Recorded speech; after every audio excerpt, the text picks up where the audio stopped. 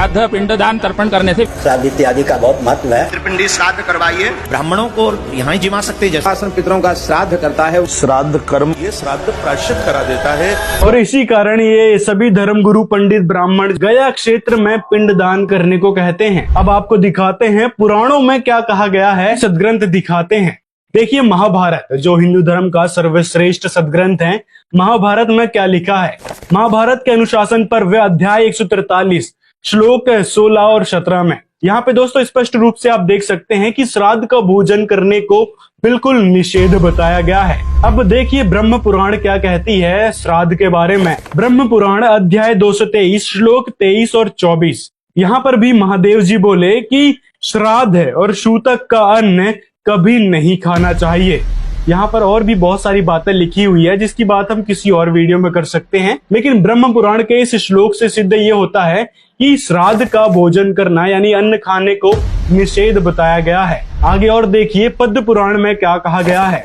पद्म पुराण स्वर्ग खंड अध्याय 56 श्लोक 5, 11 और 15 में मृतक के श्राद्ध का अन्न और व्यर्थ रूप से पाया अन्न, और आगे देखिए मृत शरीर से प्राप्त अन्न वर्जित खाने योग्य नहीं है।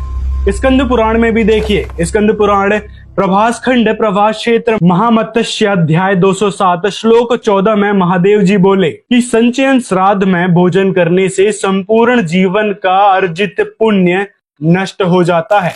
ये ब्राह्मणों के लिए विशेष रूप से है जो श्राद्ध में जाके भोजन करते हैं, उनके लिए भी इतने सारे प्रमाण यहाँ पे हैं जो श्राद्ध में भोजन करने को निषेध बताया गया है। गरुड़ पुराण सरोद्वार अध्याय 5 श्लोक 32 में ये तक कहा गया है कि एकादशी में भोजन करने वाला कुत्ता होता है। तो इतने सारे प्रमाण आपको दिखा दिए श्राद्ध को नहीं करने के बारे में, यानी वह एक मनमाना आचरण है। श्राद्ध करना, पिंडदान करना, तर्पण करना, ये सारी क्रियाएं जो है मनमाना आचरण में आती है, जिससे ना ही पितरों को लाभ होता है ना ही स्वयं को कोई लाभ मिलेगा, बल्कि हम शास्त्रों के अनुसार भक्ति ना करने से, भगवान के विधान को ना मानने से दोषी अलग होंगे, पाप के भागी बनेंगे।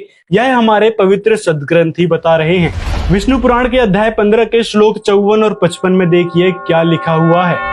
ये देखिएगा विष्णु पुराण 15 में अध्याय 15 का यह एंड है।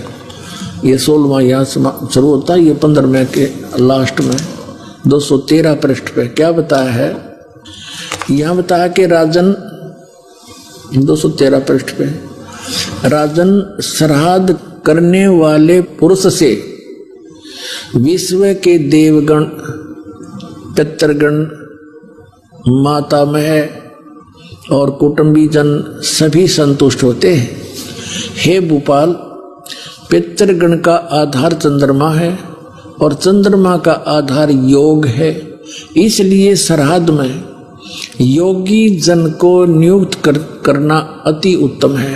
हे राजन, यदि श्राद्ध भोजी 1000 ब्राह्मणों के सम्मुख एक योगी भी हो तो वह यजमान के सहित उन सब का उद्धार कर देता है। एक साध्य सब सदे, सब साध्य सब जावे। अब ये परमात्मा का विधान है कि एक योगी, योगी माने जैसे श्रीमद् भगवद गीता अध्याय नंबर 2 के श्लोक 53 में कहा कि अर्जुन, जब तेरी बुद्धि भिन्न भिन्न प्रकार के भ्रमित करने वाले वचनों से हटकर एक तत्व ज्ञान पर उस परमात्मा के ऊपर सचित हो जाएगी, तब तक तू योग को प्राप्त होगा, तब तू योगी बनेगा। तो पुण्यात्माओं, आप वो योगी हो, आप वो योगी हो। सभी भक्त सत साधक करने वाले योगी कहलाते हैं। साधक धार्मिक अनुष्ठान सत साधना करने वाले। और आप क्या बताया है कि 1000 ब्राह्मण जी मेरे हों, उनके सामने एक योगी को भोजन करा दे, यानी इस तत्वदर्शी संत से प्राप्त भक्त को, तो जो कहे उसके पितरों का भी उद्धार और उन ब्राह्मणों का भी उद्धार। तो दोस्तों ये थी श्राद्ध की सच्चाई, पिंडदान करने की सच्चाई। अब आगे आपको गीता जी दिखाते हैं। गीता जी अध्याय 9 का श्लोक 25 में देखिए क्या कहा गया है। इसमें कहा है कि भूत पूजने वाले भूत बनेंगे, पितृ को पूजने वाले पितरों को प्राप्त होंगे। इससे सिद्ध होता है कि भूत पूजा, पितृ पूजा ये सभी क्रिया मनमाना आचरण में आती है।